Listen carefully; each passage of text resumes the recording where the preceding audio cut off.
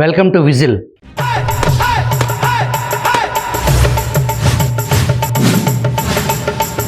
ఈ వీడియో చివరి వరకు చూడండి. చివరిలో అసలు విషయం దాగి ఉంది. ఢిల్లీ లిక్కర్ కుంభకోణం చిలికి పెను తుఫానుగా మారబోతుంది.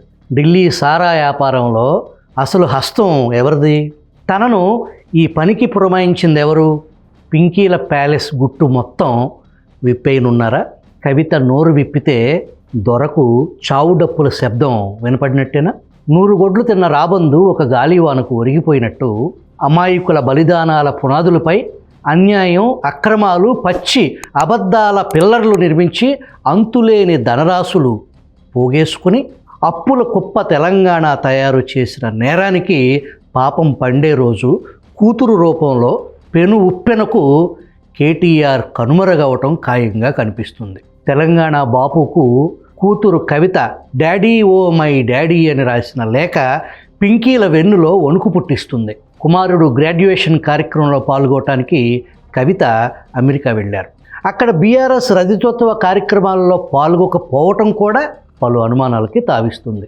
కన్న తండ్రికి లేఖ సంధించటం ఎందుకు? నేరుగా కొంపకెళ్ళి తన అభిప్రాయం చెప్పొచ్చు కదా. తండ్రి ముఖం చూడటానికి ఇష్టం లేకపోతే తాను దుమ్మెత్తిపోయాలనుకున్న విషయాలు ఫోన్ చేసి కూడా చెప్పొచ్చు. భారత స్వతంత్ర సంగ్రామంలో 14 ఏళ్ల పాటు జైలుకి వెళ్ళిన పండిట్ నెహ్రూ తన కూతురు ఇందిరకు జైలు నుంచి తరచూ ఉత్తరాలు రాసేవాడు. ఆ ఉత్తరాలన్నీ కలిపి డిస్కవరీ ఆఫ్ ఇండియా అనే పుస్తక రూపంలో వచ్చింది. మరి సారా వ్యాపారంలో జైలుకి వెళ్ళిన కవిత జైలు నుంచి డాడీ ఓ మై డాడీ అని నాడు ఉత్తరం రాయకుండా తాను అమెరికాలో ఉండి తెలంగాణ పింకీల భవన్లో భూకంపం ఎందుకు సృష్టించారు? ఆమె తన అయ్యకు రాసిన ఉత్తరం లోగుట్టు డిస్కవరీ మనం విజిల్ చేద్దాం.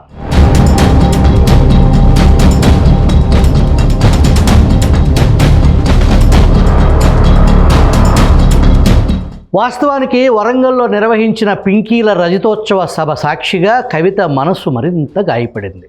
పార్టీకి తనకు రాజకీయ వారసుడు కేటీఆరే అని ఒక స్పష్టమైన సందేశం దిశగా ఆ సభను కేసీఆర్ ఉపయోగించుకున్నారు. ఈ సభ అనంతరం కవిత కూడా తనను పార్టీలో తనకు సమాన స్థాయి కావాలని వర్కింగ్ ప్రెసిడెంట్ పదవిని అడిగినట్లు అంతర్గతంగా ప్రచారం జరిగింది. ఆమె 20 రోజుల క్రితమే తండ్రికి లేఖ రాశారు. కుటుంబ సభ్యులకు, పార్టీ ముఖ్యులకు మాత్రమే ఈ ఉత్తరం విషయం తెలుసు.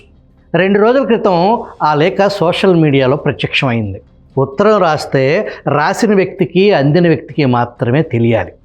ఒకవేళ బయటకు వస్తే ఈ ఇద్దరిలో ఎవరో ఒకళ్ళు దానికి కారణం అవుతారు. తెలంగాణ బాపు బయట పెట్టడానికి అవకాశమే లేదు. ఉత్తరం దెబ్బకు రాయల్ సల్యూట్ విస్కీ 2 పెగ్గులు అదనం వేయటం తప్ప ఆయన బయటకు రిలీజ్ చేసే ప్రసక్తే లేదు. కవిత తెలివిగా ఇక్కడ మీడియాకు దూరంగా ఉన్నట్టు ఒక పథకం ప్రకారం తాను అమెరికాలో ఉండగా లేఖ బయటకు విడుదల చేశారు. పార్టీలో కవిత కోరుకున్న హోదా, ప్రాధాన్యం ఇవ్వకపోతే ప్రత్యామ్నాయ రాజకీయ వేదికల గురించి కూడా కవిత ఆలోచిస్తున్నారనే అంశం పింకీల గుండెల్లో గుబులు రేపుతుంది. కవిత నోరు విప్పితే బీఆర్ఎస్ బద్దలుగా చీలిపోవటం ఖాయం.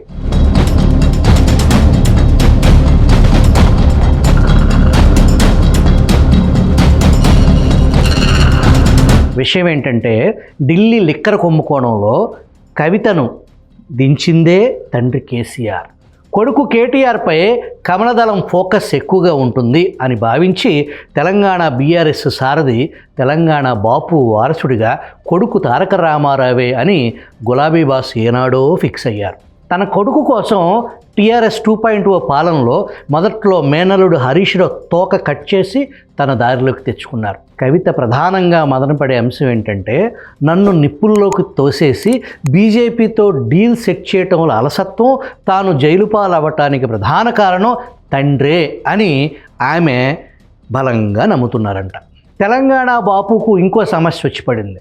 కేసీఆర్ శ్రీమతి శోభారావు భర్తకు వ్యతిరేకంగా, కుమారుడికి దూరంగా, కూతురుకు దగ్గరగా నా ఓటు కవితకే అని మద్దతు తెలుపుతున్నారంట. చేసిన పాపాలు ఊరికే పోతాయని కొందరు విమర్శిస్తున్నారు. ఆంధ్రాలో షర్మిల వర్సెస్ జగన్, తెలంగాణలో కేటీఆర్ వర్సెస్ కవిత. ఏపీలో వైఎస్ విజయలక్ష్మి స్థానంలో తెలంగాణలో కల్వకుంట్ల శోభారావు అని నెటిజనులు పంచులేస్తున్నారు. అక్కడికి ఇక్కడికి తేడా వైఎస్ పరలోకంలో శాంతి పొందుతూ ఉండగా ఆమెన్. కేసీఆర్ భూలోకంలో రాయల్ సెల్యూట్ మందు తాగుతూ జయ శ్రీమన్నారాయణ